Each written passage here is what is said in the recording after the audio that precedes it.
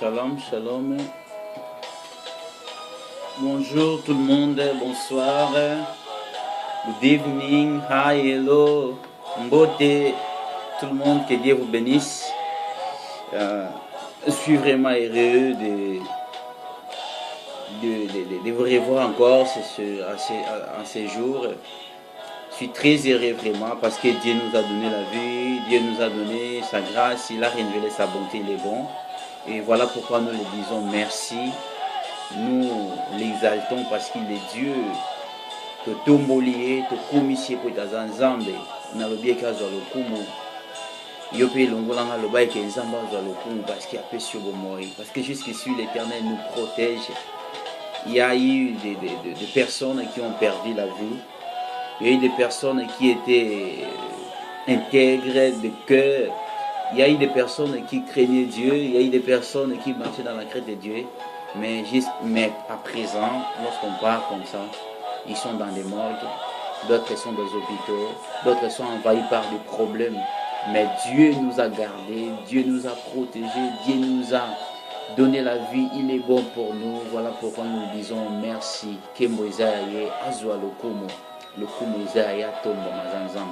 Oui, vraiment, nous sommes bénis dans notre programme de ce jour. Aujourd'hui, nous allons partager un sujet un peu riche, un thème qui va vraiment beaucoup nous édifier, qui va nous remettre encore dans le droit chemin, dans la voie de Dieu, dans la voie du salut. Je sais que tu seras vraiment béni et nous serons bénis ensemble. Le thème que nous allons partager en ce jour, le thème est comme suit: le vrai combat spirituel d'un chrétien. Nous allons parler du vrai combat spirituel des chrétiens. En ces termes-là, le combat spirituel, nous le savons bien. Si nous regardons dans la Bible, nous allons le voir. En dehors de la Bible aussi, dans des églises, et nous allons voir que non, il y a plusieurs hommes de Dieu, plusieurs séminaires que vous avez eu part, et moi également. On nous a beaucoup parlé sur ce thème-là sur les combats spirituels. Mais aujourd'hui, nous allons le prendre aussi dans un autre angle et dans l'angle aussi général. C'est un peu particulier pour vous. Peut-être ça serait la première fois d'écouter sur les combats spirituels de la manière dont nous allons le parler aujourd'hui. Et ça serait une bénédiction, comme je l'ai dit. Oui, les vrais combats spirituels d'un chrétien. Parce que les combats spirituels, c'est la nourriture de chaque jour. Comme on est chrétien, il faut s'attendre tout le temps, bien aimé, à des combats. Il faut savoir que comme on est chrétien, on va toujours rencontrer des combats dans notre voie, dans notre chemin. Parce que le diable ne va pas nous laisser tranquille, bien aimé. Le diable ne va pas nous laisser de vivre pleinement notre vie chrétienne dans les calmes. Il va toujours commencer à chercher, bien aimé, à nous écarter de la voie du Seigneur. Et comme je viens de le dire, que les combats spirituels, c'est les combats de chaque jour, c'est les combats de chaque heure, c'est les combats de chaque temps. Si nous regardons dans le dictionnaire le mot la combat, nous allons le voir par définition là-dessus. On peut le dire que c'est une action par laquelle on attaque les combats plutôt. C'est une action par laquelle on attaque, on fait l'attaque et l'on se défend. Dans les combats, nous pouvons retenir des choses importantes. Nous avons l'attaque et nous avons ensuite les défenses. Moi, comme si, je peux l'expliquer un peu bien parce que j'ai eu une grâce là d'être un sportif. J'avais fait la boxe. Je le fais aussi actuellement, mais pas comme auparavant, parce qu'auparavant j'étais vraiment apte. Qu'est-ce que je vais retenir? Il y avait eu des leçons de matière qu'on nous donnait sur les combats. On a vu l'attaque. Parfois vous attaquez, on vous donne comment vous pouvez attaquer quelqu'un.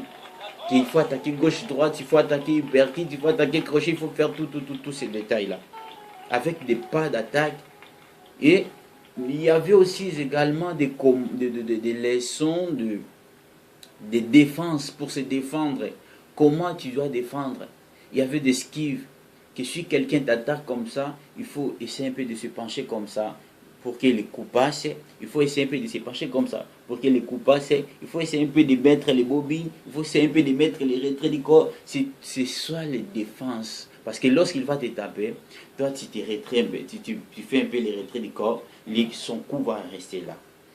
C'est aussi le matière pour nous les chrétiens. C'est une matière que les chrétiens nous ignorons beaucoup sur les combats spirituels, or que c'est très important. Et c'est par là que le diable me achute beaucoup d'enfants de Dieu. C'est par là que le diable, il essaie un peu de rouler beaucoup d'enfants de Dieu parce qu'il sait leurs points faibles. Et on a dit, dans les combats, nous avons des sortes de combats. Nous avons les combats défensifs et les combats offensifs. Premièrement, sans plus tarder, nous allons prendre les combats défensifs. Le point 1, vous écrivez dans les cahiers, point 1, les combats défensifs. Qu'est-ce que les combats défensifs? Les combats défensifs, par définition, c'est une action de défendre. Tu peux défendre quelqu'un ou de se défendre. De se défendre. Comme je suis ici, je me défends. J'essaie un peu de me défendre, donc je me défendre par rapport à quelqu'un qui veut me taper. Je suis en train de me défendre. Il me tape, je fais un peu petit mouvement. Il me tape, je fais un petit mouvement. Je suis en train de se défendre, c'est ça. Et les combats défensifs, c'est une action de se défendre, comme j'avais dit. Nous allons lire dans Ephésiens chapitre 6, verset 10 plutôt, à 11. Ephésiens chapitre 6, verset 10 à 11. Qu'est-ce que la Bible nous dit? La Bible nous dit ceci, Ephésiens chapitre 6, verset 10. Si vous êtes déjà là, Ephésiens chapitre 6, verset 10 à 11. Ouvrez votre Bible, bien votre tablette électronique. On reste, fortifiez-vous dans le Seigneur et par sa force toute puissante. Revêtez-vous de toutes les armes de Dieu afin de pouvoir tenir contre les rises du diable.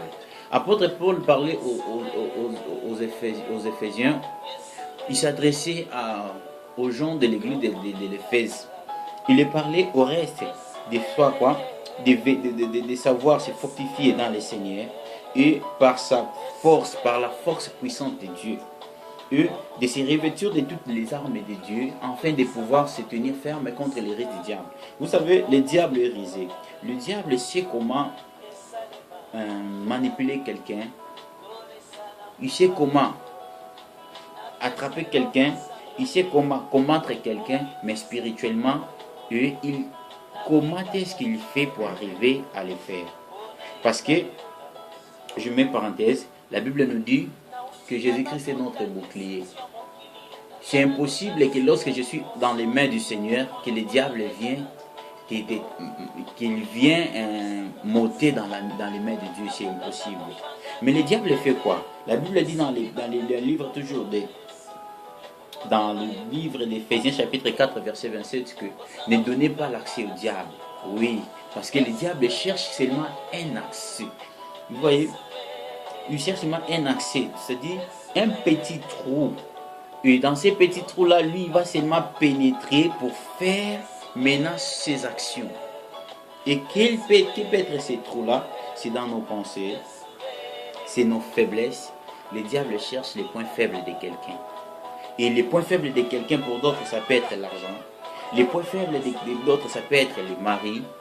Les points faibles d'autres personnes, ça peut être les sexes plutôt. Les points faibles d'autres, ça peut être la convoitise du corps. Il convoitise l'argent, il peut convoiter les femmes d'autrui, il peut faire d'autres choses là. Les points faibles d'autres personnes, ça peut être la jalousie, la querelle, etc. Et maintenant, si le diable connaît seulement les points faibles de quelqu'un, il va commencer à te travailler à travers dans ces points-là seulement. Tu peux monter, tu montes, mais lorsqu'il connaît ton point faible, tu vas descendre. Tu sais, lorsque on était dans le pays, il y avait un singe, macaque. Et ce singe-là, il faisait quoi? Il escaladait le mur en revenant de l'autre parcelle. Il était pour des voisins. Maintenant, il monte dans l'arbre et il commence à faire de s'amuser. Maintenant, pour les attraper, on sait bien que les points faibles des singes, c'est la banane, ce sont les bananes. On va chercher seulement une banane et on va seulement les montrer. Lorsqu'on le montre comme ça, lui, lorsqu'il sera là, il va, ah là, ce sont ma nourriture. Il va descendre lentement et vous allez le prendre aussi lentement. C'est ce que sur les diables, c'est. Il est risé. C'est comme l'histoire du corbeau et des renards. Vous voyez les rises du renard, c'est ce que le diable fait dans la vie de plusieurs enfants de Dieu. Il sait même si tu, il sait lorsque même si tu montes, il sait même si tu fais d'autres choses là, mais tu finiras que par tomber. C'est ça les risques du diable. Et la Bible dit,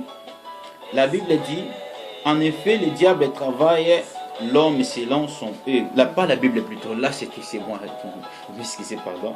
J'avais écrit que en effet, le diable travaille l'homme selon son point faible. Ici, les points faibles de l'homme. C'est pour cela la Bible nous dit quoi? La Bible nous dit de ne pas donner l'accès au diable. Il ne faut pas donner le diable l'accès dans ta vie. Il ne faut pas donner le diable l'accès dans tes pensées. Parfois, lorsque tu es là, tu recueilles. Je peux aussi prendre une femme. Tu es là, tu raisonnes, je peux aussi prendre l'argent de trouver. Et il y a parfois, dans nos vies, il y a parfois des sentiments contraires à la parole de Dieu qui vient parfois, bien aimé. Tu es là, mais tu es un chrétien. Mais il y a parfois dans des moments de ton intimité, lorsque tu es seul, il y a des intentions qui viennent, qui ne viennent pas de Dieu. Toi-même, tu sens vraiment que ces intentions ne viennent pas de Dieu. Il y a d'autres personnes qui se masturbent, il y a d'autres personnes qui font des choses qui voient seulement. Il faut fermer des portes, on appelle ça les portes du diable. Il faut savoir fermer les portes du diable. Parce que le diable peut entrer dans ce qu'on voit, dans ce qu'on attend. Lorsque tu vois une chose dans la télé, de séries qu'on voit, aujourd'hui beaucoup de filles sont détruites. Pourquoi? Parce qu'ils voyaient des séries. Il suivait des séries, il voyait comment les femmes, les filles et des hommes faisaient l'amour et il les séduit. Beaucoup de personnes voient comment des choses, d'autres font leur amour, comment il fait des rapports. Et lui et aussi ils sont envoûtés comme ça, c'est comme ça, bien aimé. C'est en voyant que d'autres sont détruits, c'est en écoutant qu'ils ont eu la foi à la chose. Parce que la foi vient de ce qu'on attend. Ce n'est pas seulement la parole de Dieu. Lorsque tu attends des mauvais conseils, lorsque tu attends des mauvais conseillers, tu seras aussi séduit. Et si tu lis dans la Bible, dans le livre de Genèse, chapitre 4, versets 6 à 7, tu vas voir l'histoire de Caïn et Abel. La Bible dit que Dieu dit à Caïn que le diable est dans la porte de ton cœur. Son besoin qu'il puisse te dominer. Mais toi, ne lui laisse pas toi dominer sur lui. Le diable était dans les points, dans la porte de ses pensées. Vous voyez? Le diable était dans les points de ses pensées. Il aimait seulement lui manipuler. Parce que le diable manipule. Il va dire que prends seulement ces poisons-là, mettez seulement dans la nourriture. Et lorsque tu laisses seulement ces pensées te dominer, c'est fini totalement. Tu as laissé la place au diable et tu as chassé, je dis, le Saint-Esprit en toi. Tu as chassé la parole en toi. Alléluia. Donc il faut veiller sur ça. C'est les combats défensifs. C'est les combats avant d'aller jeter les faits, avant d'attaquer, avant de dire que je te chasse, je te ligote, je fais quoi. Il faut commencer d'abord à traiter, à se combattre toi-même, à combattre d'abord ce qui est en toi. Et lorsque tu vas les reçus, c'est alors que tu vas faire les vrais combats spirituels. Les points les combats offensifs. Les combats offensifs, c'est une action d'attaquer. Là, c'est en général, c'est l'un aussi des comportements, c'est là où les chrétiens sont tellement forts. C'est les combats spirituels, les combats offensifs. Là, maintenant, ils sont vraiment forts. Je me souviens lorsque j'étais au pays au Congo, on voyait tellement des aventures, même si là, il y a des gens qui prenaient des bâtons.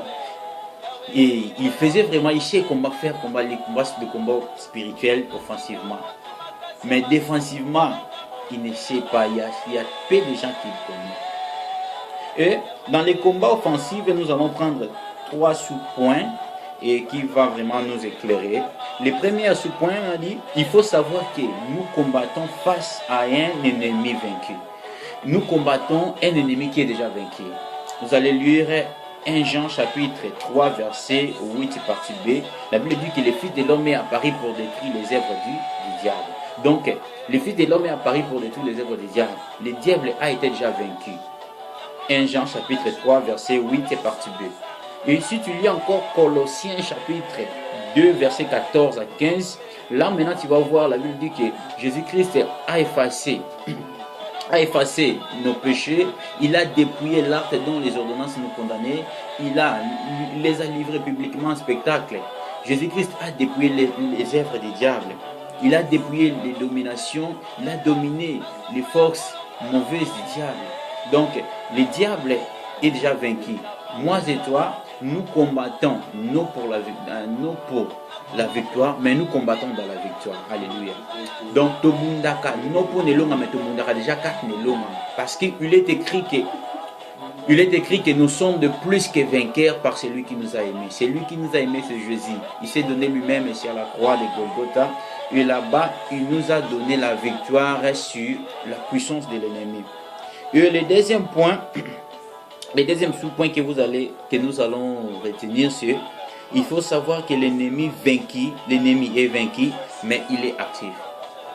L'ennemi là, il est vaincu, mais il est comment? Il est actif. Parce qu'on ne les a pas encore ligotés. Il est là. Et la Bible dit que le monde est sous l'emprise du diable, les princes de ce monde de ténèbres. Vous allez lire Ephésiens chapitre 6, verset 12. Et là, la Bible nous dit que nous n'avons pas à lutter contre la chair et le sang, mais contre les dominations, contre les princes de ce monde de ténèbres, contre les autorités dans les lieux célestes. Donc, nous n'avons pas à lutter contre la chair. Et la Bible nous montre cela pourquoi? Pour nous faire réveiller, pour réveiller nos intentions, pour ne pas s'arrêter que non, Jésus-Christ a vaincu, c'est fini. Non, c'est pour combattre, c'est pour détruire, c'est pour se lever, c'est pour être actif, c'est très important, bien aimé. Et vous allez encore lire Ephésiens chapitre 2, verset 2, c'est toujours dans le cadre que l'ennemi est actif, donc il est en train de faire par des fils de la rébellion, on appelle les fils de la rébellion, Banali Baby. Il est en train de faire dans les fils de rébellion les diables. Et le troisième sous-point que nous allons retenir, bien nous allons étudier, nous allons prendre un peu rapidement, s'il faut du temps. Notre part en tant que chrétien, vous écrivez notre part en tant que chrétien, nous devons résister le diable jusqu'au dernier souffle. Tu dois résister le diable jusqu'au dernier souffle. Je dois résister le diable jusqu'au dernier souffle. La Bible nous dit dans Jacques chapitre 4, verset 7, que soumettez-vous donc à Dieu et soumettez-vous donc à Dieu et résistez au diable, il fuira loin de nous, loin de vous. C'est ce que ce verset l'a dit. Donc, nous allons d'abord se soumettre à Dieu et résister au diable. Et lorsqu'on résiste devant le diable, c'est alors qu'il fuit loin de nous. Donc, c'est ça. Et la Bible nous dit encore dans 1 Thessaloniciens chapitre 5, verset 17, de prier sans cesse. Tu as le devoir de prier, bien aimé, sans cesse. Je le devoir de prier sans cesse parce que les combats spirituels, comme j'avais dit, c'est à chaque moment, à chaque heure, à chaque instant, à chaque endroit que tu te trouves, bien aimé, tu dois toujours prier. Il ne nous est pas seulement recommandé de prier à l'église, bien aimé, même en cours de route, même tu es en train de conduire, même tu es en train, bien aimé, de te laver, tu dois prier. Tu n'as jamais entendu que quelqu'un il est en train de se baigner et il a trouvé la mort dans la douche. Tu n'as pas encore, bien aimé, tu n'as pas écouté que non, quelqu'un il est en train de conduire, il est mort à coup fin volant. Donc le diable joue, il a ses personnalités qui travaillent partout. Et lorsqu'il voit seulement un vide, il pénètre, il attaque. Et nous aussi, nous ne devons pas laisser l'accès au diable. Donc nous devons prier, bien aimé, être sobre parce que le diable rôde comme un lion. Il faut se vaguer à la prière. Vraiment que la lumière de la parole vous éclaire, que le Saint-Esprit vous donne vraiment il vous donne vraiment, vous révèle vraiment des choses, vous réveille, essaie un peu d'ouvrir votre mémoire à propos de ces petits messages. Je sais que c'est petit, mais c'est grand, c'est vaste.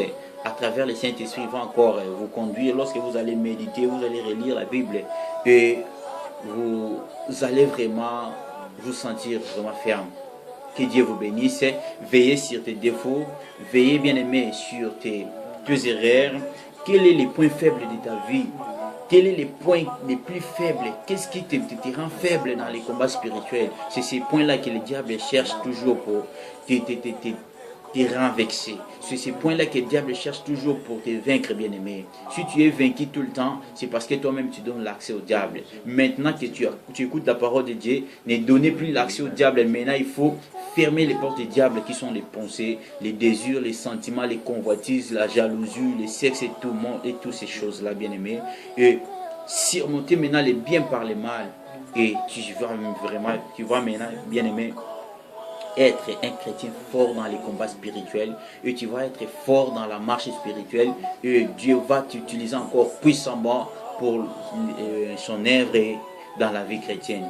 Que Dieu vous bénisse. Vraiment, c'était ça notre programme, notre enseignement, notre petit enseignement, et c'est vraiment pour notre édification. Si tu es béni à travers ces messages-là, n'oubliez pas, bien aimé, de liker, n'oubliez pas de vous abonner et d'écrire même des commentaires. S'il y a des erreurs que vous avez aperçues, écrivez non seulement dans les sites là, vous nous écrivez en dessous là, écrivez-nous, nous allons les lire et parler de Dieu, nous allons nous améliorer. Et vraiment, c'est ça. Que Dieu vous visite. Comme cette vidéo a entré dans votre maison, dans votre voiture, partout où vous êtes, si vous avez lu ça, vous avez suivi ça, et que la main de Dieu aussi de la même manière vous touche, que les miracles de Dieu aussi vous rencontrent, que vous rencontrez les miracles de Dieu. Si vous étiez malade, que vous soyez guéri. Si vous étiez abattu, que le Dieu de la Bible vous réconforte, vous réconforte. Si vous étiez faible, qu'il vous donne encore la force, parce qu'il est notre force. Apôtre Paul dit que je puisse tout par celui qui me fortifie, qu'il te fortifie, que le Saint-Esprit te fortifie, qu'il te charge, que tu débordes, que ta coupe déborde au nom puissant de Jésus-Christ de Nazareth.